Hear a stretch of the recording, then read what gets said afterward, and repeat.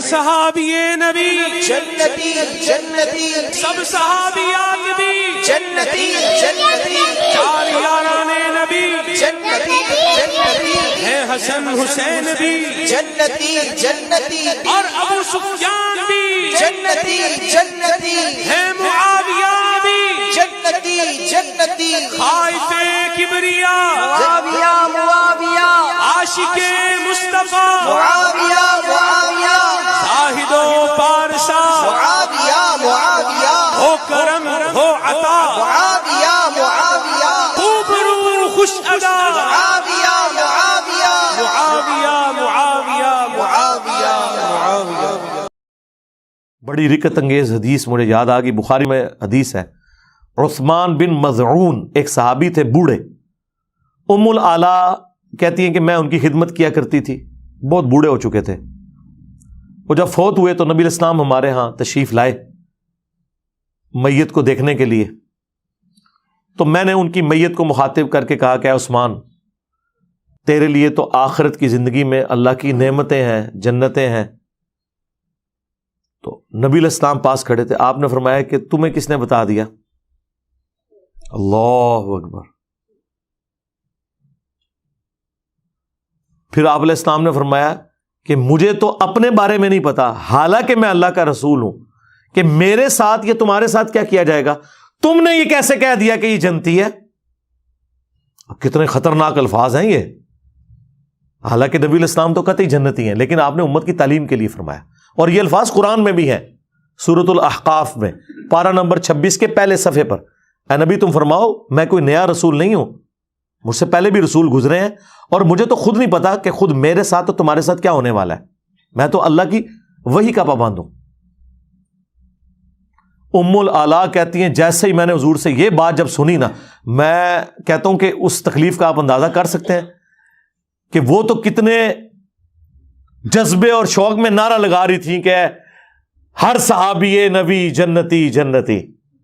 ہاں، ہر صحابی نبی جنتی جنتی، سب صحابیات بھی جنتی جنتی، چار یاران نبی جنتی جنتی، ہے حسن حسین بھی جنتی جنتی، اور ابو سفیان بھی جنتی جنتی، ہے معاویہ بھی جنتی جنتی، خائف کبریا معاویہ معاویہ، عاشق مصطفیٰ معاویہ معاویہ، زاہد و پارسا معاویہ معاویہ، ہو کرم ہو عطا معاویہ معاویہ، خوب رو خوش ادا معاویہ معاویہ، معاویہ معاویہ معاویہ معاویہ۔ اور حضور کہہ رہے ہیں کہ تمہیں کس نے بتا دیا؟ حالانکہ میں اللہ کا رسول ہوں، مجھے تو اپنے بارے میں اور تمہارے بارے میں بھی نہیں پتا۔ ام العلا کے الفاظ ہیں، اللہ کی قسم اس کے بعد میں نے کبھی کسی کے لیے نہیں کہا کہ یہ جنتی ہے، اللہ جانے اس بندے کا معاملہ جانے۔ پھر کہتی ہیں کچھ دن بعد مجھے خواب میں نا ایک پانی کا چشمہ دکھایا گیا، بڑا خوبصورت، حضرت عثمان بن مظعون، میں نے حضور سے اس خواب کا ذکر کیا تو آپ نے فرمایا ہاں یہ عثمان کا عمل ہے۔ پھر حضور نے کنفرم کیا، اور وہ بھی حضور نے کر دیا، کوئی اور نہیں کر سکتا تھا، ورنہ تو وہ خود ہی کر لیتی نا۔ اس سے بڑھ کر بخاری مسلم دونوں میں حدیث ہے، نبی علیہ السلام کا ایک صحابی جو آپ علیہ السلام کو وضو کروایا کرتا تھا، سفر و حضر میں سواری کا کجاوا کستا تھا، خیبر کے موقع پر اسے ایک نامعلوم تیر لگا اور وہ شہید ہو گیا، اور جتنے صحابہ تھے انہوں نے نعرہ لگایا ہر صحابی نبی جنتی جنتی، ہر صحابی نبی جنتی جنتی۔ تو یہ تو سب سے بڑا صحابی ہے کہ حضور کا خدمت گزار ہے، انہوں نے کہا یہ تو جنتی ہے۔ نبی علیہ السلام فرمایا کہ تم اسے جنت کی بات بتا رہے ہو، حالانکہ مجھے اللہ نے دکھایا ہے کہ اس نے خیبر کے موقع پر مال غنیمت کی ایک چادر چوری کی تھی، ایک چادر صرف، جو آگ کی بنا کے اس کے اوپر ڈال دی گئی ہے۔ اللہ نے اس چیز کا بھی لحاظ نہیں کیا کہ حضور کا خدمت گزار ہے، صحابی ہے، اور بعد میں لوگوں نے نعرے لگانے ہیں ہر صحابی نبی جنتی جنتی۔ یہ مقصد کوئی کسی صحابی کی توہین کرنا نہیں ہے، مقصد آپ کو عقیدہ بتانا ہے۔ اس اعتبار سے تو ہر کلمہ کو بھی جنتی ہے جو کلمہ پڑھنے والا ہے. ہر مسلمان نے جنت میں جانا ہے کہ نہیں جانا؟ اسی امید میں ہے نا انشاءاللہ. تو بخاری مسلم کے الفاظ ہیں. اس کا نام تھا مدعم اس صحابی کا. صحابہ کرام اپنے گھروں میں گئے, اگر کسی نے ایک رسی بھی اٹھائی تھی نا, یہ سمجھ کے مال غنیمت کی کہ خیر ہے اس کی تو اتنی ورت نہیں, میں گھر لے جاؤں, وہ بھی آ کے جمع کروائی مال غنیمت میں, کیونکہ مال غنیمت کو تقسیم کرنا ہے حکمران وقت نے. اس وقت رسول اللہ تھے صلی اللہ علیہ وسلم. اب اس سے کلیئر ہو گیا عقیدہ. پھر جو بخاری مسلم میں وہ مشہور حدیث ہے کہ ایک حبشی عورت تھی جو مسجد نبوی کی صفائی کیا کرتی تھی. چند دن تک وہ نظر نہ آئی تو نبی الاسلام نے کہا وہ عورت کدھر گئی؟ بتایا گیا یا رسول اللہ وہ فوت ہو گئی, رات کے وقت ہی ہم نے اسے دفنا دیا. آپ نے فرمایا مجھے نہیں تم نے بتایا. حدیث کے الفاظ ہیں لوگوں نے ہلکا جانا کہ وہ ایک عام حبشی عورت تھی, لیکن حضور کے لیے تو ہر وہ بندہ اہم ہے جو دین کا کام کرے. آپ کے نزدیک جس کا اونچا نعرہ ہو وہ اہم ہے, نبی الاسلام کے نزدیک دین کا کام کرنے والا بندہ اہم ہے. آپ نے فرمایا کہ مجھے اس کی قبر پہ لے کے چلو. قبر پہ لے کے گئے. نبی الاسلام نے قبر پہ جا کے جنازہ پڑھا, اور جب واپس پلٹے تو آپ نے فرمایا یہ قبریں اندھیروں میں ڈوبی ہوئی تھی, میرے جنازہ پڑھنے کی برکت سے اللہ نے ان قبروں کو نور سے بھر دیا. سبحان اللہ. سبحان اللہ تو ہم پڑھ رہے ہیں, لیکن اس کا ایک بڑا تلخ پہلو ہے. کیا کسی کافر کی قبر حضور کی دعا سے جنت کا باغ بن سکتی ہے؟ نہیں. یہ تو عقیدہ ہی کفر ہے, کیونکہ قرآن کا فیصلہ واضح ہے کہ اللہ بھی معاف نہیں کرے گا. نبی علیہ السلام نے کہاں سے معاف کرنا ہے؟ کافر کو, مشرک کو. اس کا مطلب ہے کہ وہ مسلمانوں کی قبریں تھیں. اب میں یہ نہیں کہتا کہ صحابہ کی قبریں تھیں, ورنہ کہیں گے یہ گستاخ رسول ہو گیا, گستاخ صحابہ ہو گیا. اس زمانے میں جو مسلمان تھے بریلوی دیوبندی اہل حدیث شیعہ, ویسے تو اس زمانے کے مسلمانوں کو صحابی کہا جاتا ہے, لیکن وہ فتویٰ لگا دیں گے نا. چلے ہم کہتے ہیں اس زمانے کے جنہوں نے حضور کو ایمان کی حالت میں دیکھا, ایمان کی حالت میں دنیا سے گئے, اس زمانے کے بریلوی دیوبندی اہل حدیث شیعہ. تبھی نور سے بھری گئی نا.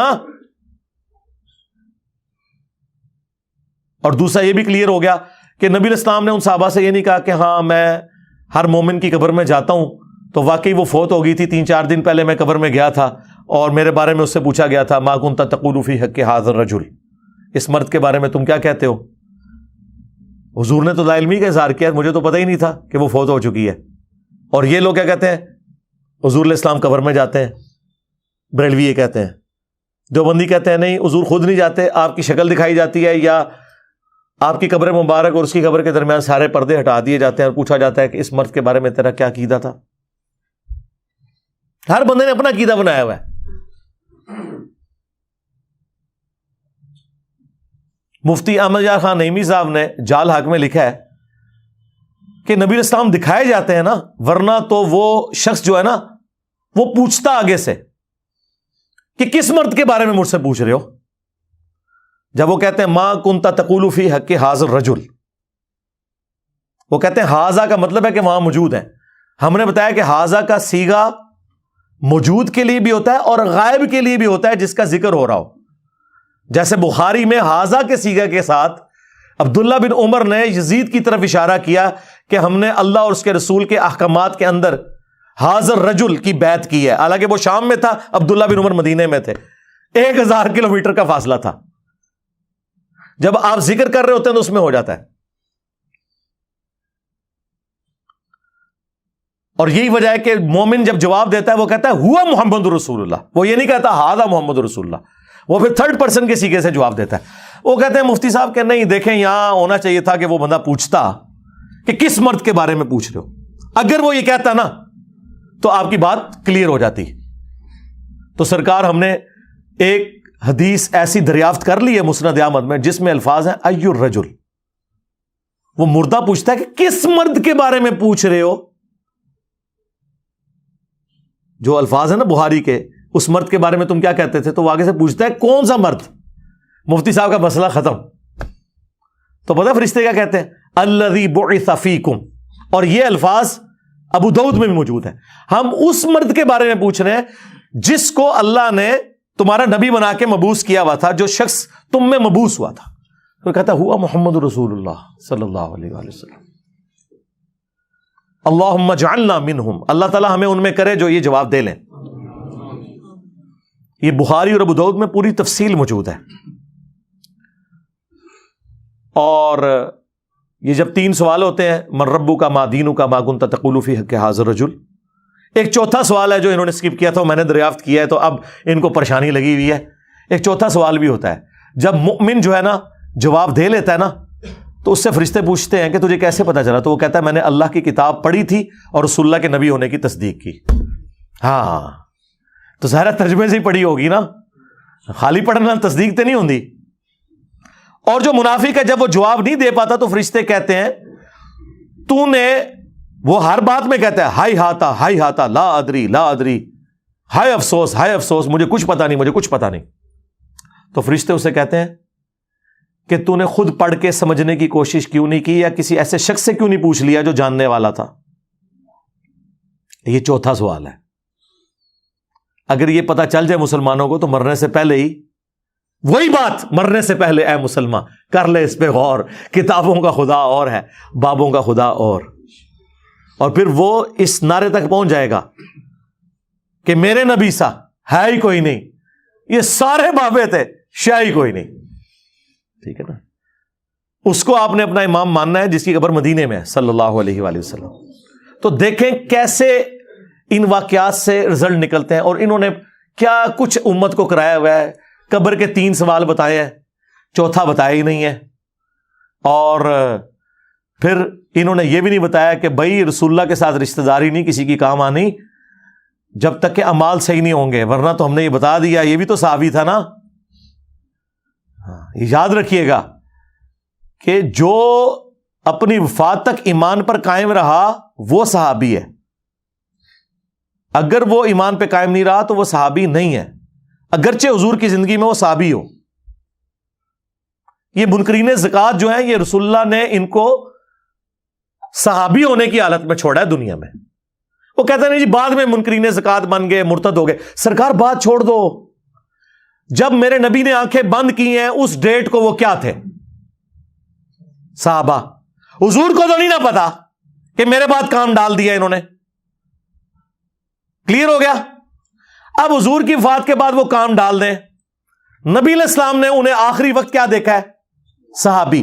یہی وجہ ہے کہ بخاری مسلم میں موجود ہے میرے حوض کوثر پر میرے اصحاب میں سے لوگوں کو لایا جائے گا, اور میں کہوں گا اصحابی اصحابی.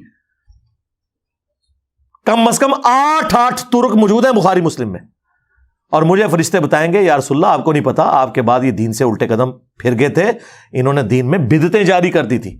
تو میں کہوں گا سحقن سحقن لمن غیر بعدی, سحقن سحقن لمن بدل بعدی. ان پہ پھٹکارو, ان کو مجھ سے دور کر دو جنہوں نے میری وفات کے بعد میرے دین کو بدل دیا.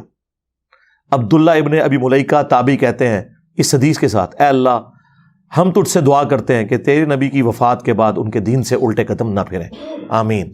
اللہم من احییتہ منا فاحیہ علی الاسلام ومن توفیتہ منا فتوفہ علی الایمان. بخاری کے الفاظ ہیں, ابن عباس کہتے ہیں یہ وہ لوگ تھے جو حضرت ابوبکر کے دور میں مرتد ہو گئے, اور حضرت ابوبکر نے ان کے خلاف قتال کیا. تو حضرت ابوبکر کے دور میں جو مرتد ہوئے وہ رسول اللہ کے دور میں کیا تھے, بریلوی, دیوبندی, اہل حدیث, شیعہ, یہ صحابی.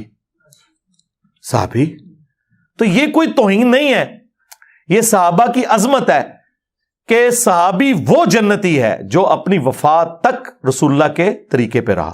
نہ تو ہم روافظ کی طرح اس ایکسٹریم پہ ہیں کہ جو نعوذ باللہ سابقون الاولون حضرت ابوبکر عمر عثمان کے بارے میں بکواسیات کرتے ہیں, یا جلیل القدر صاحب کے بارے میں, اور بعض غلو کر کے ان کے ایمان کے درپے ہوئے ہیں. اور نہ ہم ان ناصبیوں کی طرف ہیں جو اہل سنت کے اندر گھسے ہوئے ہیں, جو بنو امیہ کو بچانے کے لیے ہر بندے کو جناب یہ نعرے, جو یہ ناصبیت والے نعرے ہیں نا جی, ہر صحابی نبی جنتی جنتی. آپ یہی کیوں نہیں کہتے کہ ہر کلمہ گو مسلم جنتی جنتی ہے نا حدیث سے؟ پھر ان کو تکلیف پڑ جائے گی کوئی اپنے فرقے والے کو ماننا پڑے گا. تو آپ کہہ دو ہر بریلوی جنتی, ہر دیوبندی والے دیوبندی, ہر دیوبندی جنتی, ہر وہابی جنتی. اور اللہ کے بندوں جنت دوزخ کے فیصلے کوئی یہاں بیٹھ کے کر سکتا ہے؟ بخاری مسلم دونوں میں حدیث ہے، نبی علیہ السلام ایک جگہ سے گزر رہے تھے، آپ رک گئے، اور مسلم میں ایک حدیث میں الفاظ ہیں کہ آپ کا خچر بدک گیا، تو نبی علیہ السلام رک گئے، آپ نے فرمایا ان قبر والوں کو عذاب ہو رہا ہے، پھر آپ نے ایک ٹہنی توڑ کے اس کے 2 حصے کر کے قبر پہ لگائے، فرمایا جب تک ہری رہیں گی تو ان کے عذاب میں تخفیف ہوگی۔ حضور کی دعا کی برکت، آپ کے مبارک ہاتھوں کی برکت، صحابہ کو نہیں پتا چلا عذاب ہو رہا ہے۔ اور دوسری بات، نبی علیہ السلام نے فرمایا کہ ایک پیشاب کے چھینٹوں سے نہیں بچتا تھا اور ایک چغلی کھایا کرتا تھا۔ اس کا مطلب یہ ہے کہ وہ کافر نہیں تھے، ورنہ حضور بڑی بیماری کا ذکر کرتے نا، حضور سیدھا کہتے یہ کافر تھے، اور ظاہر کافر کو نفع بھی نہیں پہنچنا تھا نا، یعنی ہے مسلمان کی قبریں تھی اس زمانے کے جو بریلوی دیوبندی اہل حدیث فوت ہو گئے، کیونکہ پھر تو یہ کہیں گے ہم تو کہتے ہیں ہر صحابی نبی جنتی جنتی، یہ اور طرف چل پڑیں گے۔ مسلم شریف میں الفاظ ہے، نبی علیہ السلام نے فرمایا کہ میں نے ارادہ کیا کہ اللہ سے دعا کروں کہ تمہیں عذاب قبر سنوا دے، دکھانے والی کہانی ختم، کشف القبور ختم، لیکن مجھے ڈر ہوا کہ تم اپنے مردوں کو دفنانا چھوڑ دو گے، صرف عذاب قبر کو سن کے، دیکھنے کی بات ہی نہیں۔ اچھا اگر حضرت ابو بکر، عمر، عثمان و علی رضی اللہ عنہم اجمعین عذاب قبر نہ دیکھ سکیں حضور کے ساتھ ہوتے ہوئے، تو آڈے بابے تھے شے کوئی نہیں، لے جاؤ، کیونکہ میرے نبی سا ہے ہی کوئی نہیں، تیرے بابے تھے شے ہی کوئی نہیں، خلفائے راشدین جیسا ہے ہی کوئی نہیں، تیرے بابے تھے شے ہی کوئی نہیں۔ اگر ان کو نہیں عذاب قبر نظر آ رہا، اور یہاں کہتے ہیں جی وہ بتا دیتے ہیں جی کشف اور چھڑ دو کشف القبور، میں پرچی پہ اپنی میکینیکل انجینئرنگ کا فارمولہ لکھ کے دیتا ہوں، مشین ڈیزائن کا، میکینکس آف مٹیریل کا، تو آڈا زندہ بابا مردہ بابا تک کے پڑھ کے سنا دے منو کے لکھے ہے، سمجھانا دے چھڑ دو، سمجھانا چھڑ دو، صرف 10 دفعے کے لکھیا کیا ہے۔ اور ایک قیامت تک چیلنج ہے، جس نے انجینئرنگ نہیں کی تھی وہ پڑھ نہیں سکتا۔ یہ کہتے ہیں نا بابوں کے پاس علم لدنی ہے، روحانی علم ہوتا ہے، سرکار اللہ نو تے آندھی ہے نا میکینیکل انجینئرنگ، تو سارے بابیاں دی عزت ویسے سٹیک تے لگی ہے، تواڈے بابے کس دن کام آنے باہر نکلن، چلو جڑے باہر نے وہ کٹھے ہو کے پڑھ کے دس دن، منو جھوٹا کر دیں، دل چھوڑ دیں۔ میں تو کہتا ہوں سامنے پڑھیں، ویسے تو میرا یقین ہے کہ اکثر بابے اگر میں انہیں کہوں نا قرآن تجوید سے پڑھیں، وہ بھی نہیں پڑھ سکتے، دیکھ کے بھی سنت اذکار دیکھ کے تجوید سے پڑھ کے بتا دیں، اکثر نہیں پڑھ سکتے۔ اس کا چیک یہ ہوگا کہ جب بریلویوں کا بابا آئے گا ہم دیوبندی کاری بٹھا لیں گے، وہ پہلے عرفتی غلطی کر لوے گا، اور دیوبندیوں کا بابا آئے گا ہم بریلوی کاری بٹھا لیں گے۔ ساڈے کول تے مسئلہ سیدھا سیدھا ہے کہ اسی تے کر سکنے ہیں۔ تو یہ سارے ان لوگوں کے ڈھکوسلے ہیں، انہیں پتہ ہی نہیں بھائی کتابوں کا دین اور ہے۔ مرنے سے پہلے اے مسلمان کر لے اس پہ غور، کتابوں کا خدا اور ہے، بابوں کا خدا اور، کتابوں کا دین اور ہے، بابوں کا دین اور، کتابوں کا پیمبر اور ہے، بابوں کا پیمبر اور۔ اگرچہ وہ بابے بھی اسی پیمبر، اسی دین، اسی خدا کو مانتے ہیں، لیکن ان کوالٹیز کے ساتھ نہیں مانتے جو آسمان سے نازل ہوئی ہیں، بلکہ ان کوالٹیز کے ساتھ جو ان کے بزرگوں نے کلیم کی ہوئی ہیں۔ تو اس طرف واپس ہے جو میں نے کہا، نبی علیہ السلام نے کہا میرے حوض کوثر پہ لوگ لائے جائیں گے، ٹھیک ہے۔ بخاری مسلم میں باقاعدہ حدیث موجود ہے کہ عرب کے قبائل مرتد ہو گئے حضرت ابوبکر کے دور میں۔ تو مرتد کون ہوتا ہے؟ جو پہلے مسلمان ہو۔ المستدرک للحاکم میں، سنن دارمی میں موجود ہے، نبی علیہ السلام نے آیت تلاوت کی، اذا جاء نصر اللہ والفتح ورأیت الناس يدخلون فی دین اللہ افواجا، کہ اللہ کی مدد آ پہنچی اور تم دیکھ رہے ہو کہ لوگ گروہ در گروہ دین میں داخل ہو رہے ہیں۔ نبی علیہ السلام نے یہ آیت تلاوت کر کے کہا کہ ان قریب میری وفات کے بعد لوگ گروہ در گروہ دین سے نکل بھی جائیں گے، اور یہی ہوا۔ کئی لوگوں کا کنوکشن والا ایمان نہیں تھا، انہوں نے رسول اللہ کو قریش کے ایک سردار کے طور پر ایک واریر کا غلبہ مان لیا عرب کی سرزمین پہ، اور ان کی بیعت کر لی۔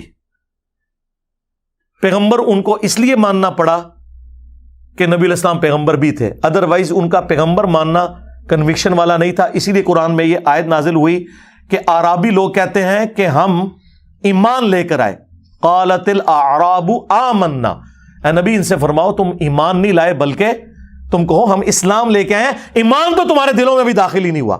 سرکار اگر حضور پہ ڈائریکٹ کوئی اسلام لے کر آئے تو اللہ تعالیٰ انہیں کہہ رہا ہے ایمان ابھی داخل نہیں ہوا، تو آڈے بابے تشائی کوئی نہیں، جب تک کہ وہ قرآن و سنت کے مطابق نہیں چلیں گے.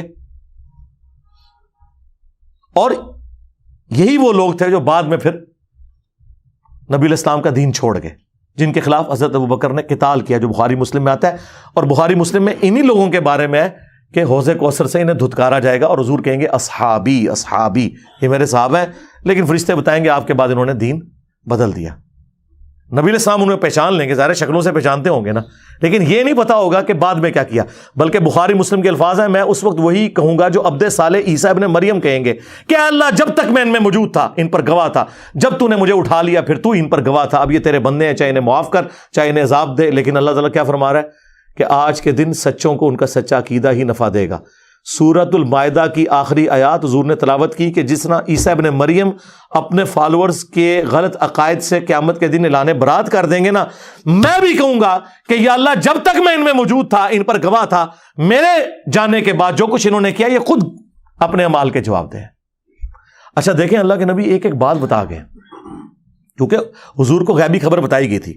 اچھا بعض لوگ اس میں یہ بھی کہتے ہیں، دیکھیں آپ کہہ رہے ہیں حضور علیہ السلام کو علم، ہم کب کہتے ہیں جو حضور کا علم غیب نہ مانے وہ کافر ہے.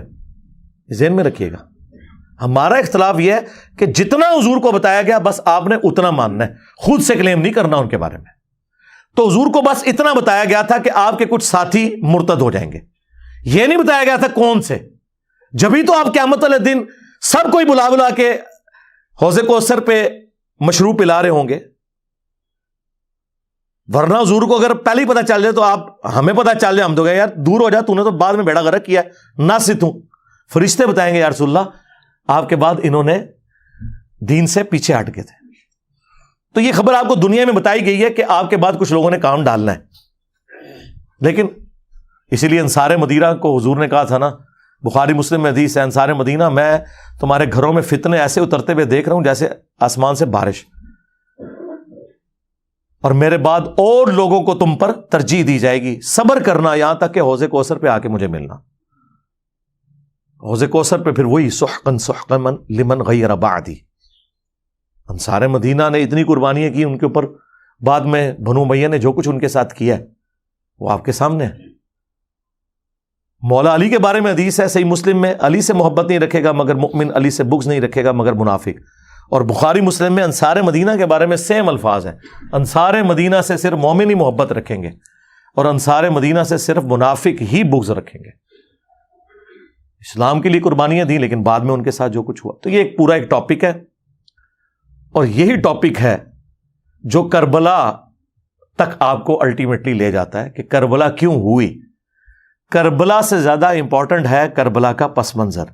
اس لیے میں نے ریسرچ پیپر لکھا واقعہ کربلا کا حقیقی پس منظر، 72 صحیح الاسناد احادیث کی روشنی میں. 72 کا ٹائٹل شہدائے کربلا کی نسبت سے لیا، حدیثیں اس میں 200 سے زیادہ ہیں، ایک ایک نمبر پہ ایک سے زیادہ طرق ہیں احادیث کے. 33 نمبر پر غدیر خم کی جو حدیث ہے قرآن اور اہل بیت، 8 طرق میں نے اس میں شامل کیے ہیں. خلفائے راشدین کون ہیں اور حضرت عمر فاروق کی شہادت سے لے کے رضی اللہ تعالیٰ عنہ شہادت کربلا تک احادیث میں نے ساری جمع کی ہیں. اکثر بخاری اور مسلم سے ہیں، جو ادر دین بخاری مسلم ہے اس میں نے دور حاضر کے بڑے محدثین کی تحکیم لگائی ہے، شیخ البانی کی، شیخ زبیر علی زئی کی، شیخ شعیب آرناؤت کی، سلیم اسد صاحب کی، اور لوگوں کی. کوئی ایک حدیث بھی ایسی نہیں ہے جس کے اوپر صحت کا حکم بڑے محدثین کا موجود نہ ہو. الحمدللہ. یہ تو ہو سکتا ہے کہ کچھ کے ساتھ کچھ محدثین ایگری کرتے ہوں، کچھ کے ساتھ کچھ، لیکن یہ نہیں ہوگا کہ کوئی ایسی حدیث ہو جس کے ساتھ کوئی بھی ایگری نہ کرتا ہو. تو جس کا اعتماد جس کے اوپر، اور اکثر حدیث تو بخاری مسلم سے، میں تو کہتا ہوں ایک حدیث ہی کافی ہے. وَيْحَ عَمَّارٍ تَقْتُلُهُ الْفِئَةُ الْبَاغِيَةُ يَدْعُوهُمْ إِلَى اللَّهِ وَيَدْعُونَهُ إِلَى النَّارِ. وَيْحَ عَمَّارٍ، افسوس ہے عمار، تجھے ایک باغی جماعت قتل کرے گی، تو نے اللہ اور جنت کی طرف بلائے گا، وہ جماعت جہنم کی طرف بلا رہی ہوگی. یہ ایک حدیث بخاری مسلم کی یہ پورے کے پورے مقدمے کو کلیئر کر دیتی ہے کہ مولا علی علیہ السلام اور ان کے ساتھیوں کی پارٹی حق پہ تھی، اور جو خلفائے راشدین کے مخالفین تھے حضرت ابو بکر، عمر، عثمان اور حضرت علی کے مخالفین، وہ دوسری والی جماعت تھی. تو ہم الحمدللہ خلفائے راشدین کے ساتھ ہیں، اہل البیت کے ساتھ ہیں. اللہ تعالیٰ دنیا اور آخرت میں ہمارا خاتمہ اسی عقیدے کے اوپر کرے اور آخرت میں انہی بڑی ہستیوں کے ساتھ ہمیں محشور فرمائے۔ صلو علی محمد و آل محمد، اللہم صلی علی محمد و علی آل محمد و اصحاب محمد و ازواج محمد اجمعین الی یوم الدین، آمین۔